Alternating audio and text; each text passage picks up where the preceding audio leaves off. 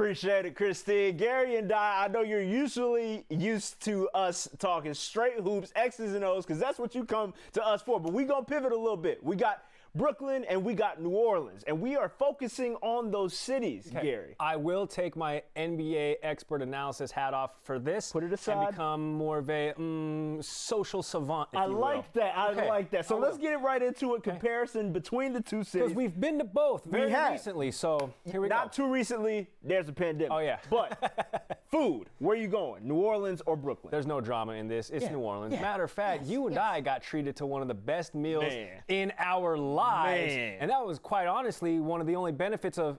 You know what? Never mind. I'm not going to get that in detail, but it was very good. What did you like about it? The bananas Foster. I just think, yes, everything being deep fried down there is going to hit with me, right? Like, and then you move into the seafood. You got that Gulf Coast flavor with the crawfish, the etouffee, whatever you daggone well, please. It's there for you in New Orleans, and it is delicious. I made the mistake of calling a beignet a bag net initially.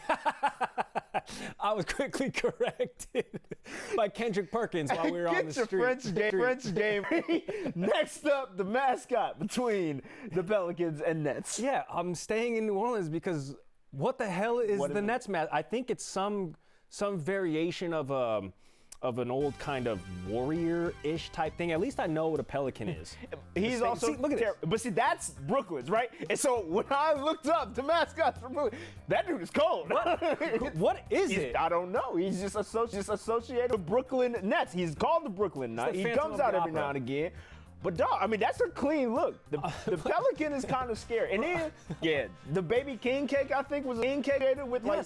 Also terrifying. It's called tradition, baby. And I'm going to tell you right now, Batman would annihilate the Brooklyn Knight. Okay. That's copyright infringement if I've ever seen it, all right? City Edition jerseys. Where are we going? I am going with Brooklyn on this one. And I know you like, obviously, the most recent version. Right, They had me at the Bed-Stuy just a couple years ago paying homage to Notorious B.I.G. with the Coogee trim. Obviously, this season.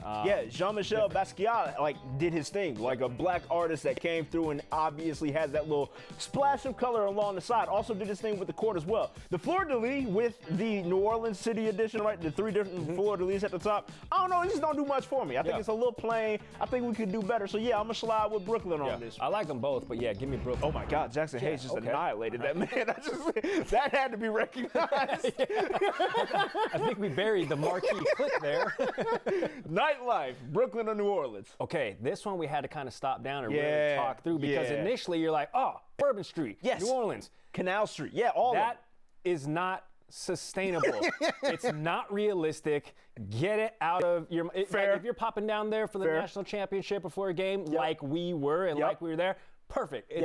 It's a fantastic 2 or 3 nights. Yes. And that's it. That's all you need. Otherwise, you're in trouble and in debt. Sustainability is the absolute key to that argument, right? Like, I think when it comes to being able to pop out in Brooklyn on a night, on a Thursday, and you can get you a nice little down tempo, get some drinks, get back to the crib, turn all the way up if you so choose. Of course. There's one tempo in New Orleans. All gas, absolutely no. But on the flip side of that, I don't think I'm cool enough to. That was my thing. I was like, I have to lay low. I cannot be out here being seen because I'm gonna get roasted, and I don't want that for my life. Last thing we gonna talk about, and my initial opinion, I'm not gonna rock with any New Orleans fans. I am an Atlanta. I die. So y'all just gonna have to understand that I'm not rocking with anything New Orleans fans base. But what do you got on this? I'm gonna go New Orleans because it wasn't but less than a decade ago Jay-Z took the team out of New Jersey and put them in Brooklyn. He took them across the bridge. New Orleans has been there through and through. This guy's just learning. See, now these fans right here, day ones. That other guy, he just happened upon them, right? Everybody in Brooklyn is a transplant. Everybody in New Orleans is like, that's what they rock with. That's what they have. So give me the passion of New Orleans fans. I will give you that. The team is booty. Yeah, no, the city is wonderful. They are doing the best that they can. They celebrate anything down there, and I don't blame them for it. I love a happy disposition.